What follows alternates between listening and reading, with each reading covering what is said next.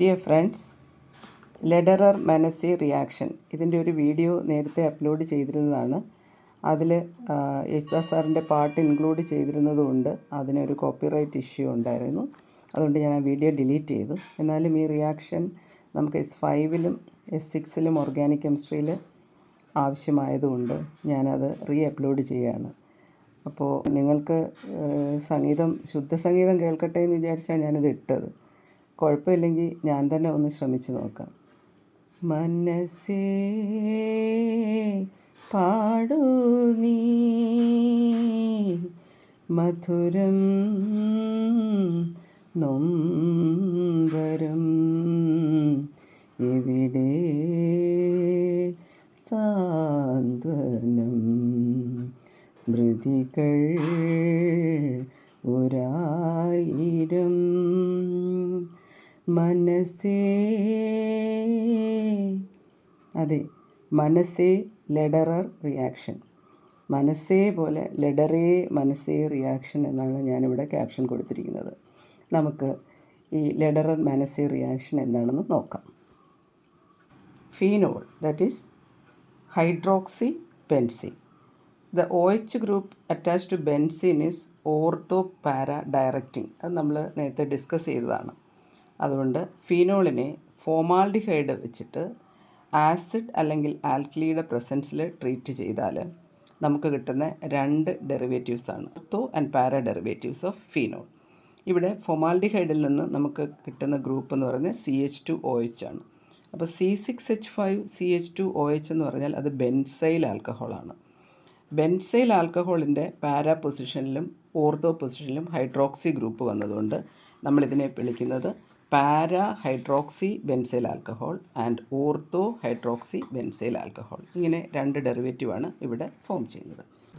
This para hydroxy benzyl alcohol and ortho hydroxy benzyl alcohol can further reacts with phenol by a condensation reaction and forms compounds like this. By the elimination of one molecule of water, you get OH, benzene ring, CH2, benzene ring, OH. This type of dimers.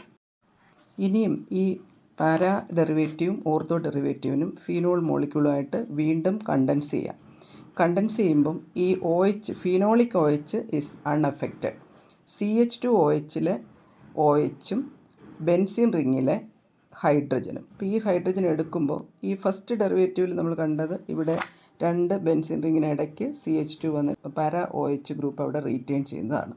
ഇനി അതുപോലെ ortho ഡെറിവേറ്റീവാണ് എടുക്കുന്നതെങ്കിൽ ഈ OHനെ affect ചെയ്യുന്നില്ല. ഈ CH2OHൻ്റെ OHുമായിട്ട് മറ്റൊരു ഫീനോളിൻ്റെ condensation ആയിരിക്കും വരുന്നത്.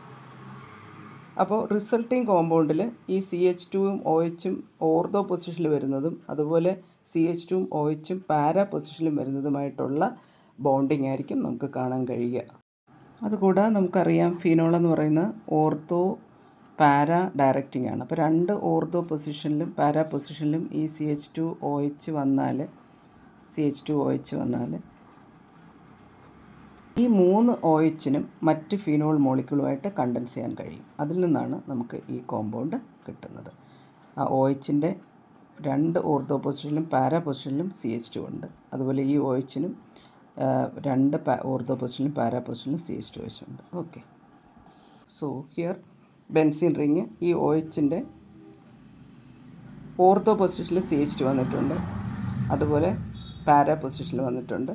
ഈ OHലും അതുപോലെയാണ്. അങ്ങനെ ബെൻസീൻ റിങ്ങുകൾക്കിടയ്ക്ക് CH2 ഗ്രൂപ്പിങ്ങും ഫ്രീ ആയിട്ട് OH ഗ്രൂപ്പും. എല്ലാ ബെൻസീൻ റിങ്ങിലും OH ഗ്രൂപ്പ് ഉണ്ടായിരിക്കും. And these benzene rings are connected by CH2 cross linking. ഇങ്ങനെയുള്ള ഒരു പോളിമറിക് റെസിനാണ് ബേക്ക്ലൈറ്റ് എന്ന് പറയുന്നത്. അപ്പോൾ ഫീനോൾ ഫോമാൽഡിഹൈഡ് റെസിൻ അല്ലെങ്കിൽ പോളിമറാണ് ബേക്ക്ലൈറ്റ് എന്ന് പറയുന്നത്. ഇതാണ് ലെഡറർ മനസെ റിയാക്ഷൻ. സ്മൃതികൾ ഒരായിരം മനസ്സേ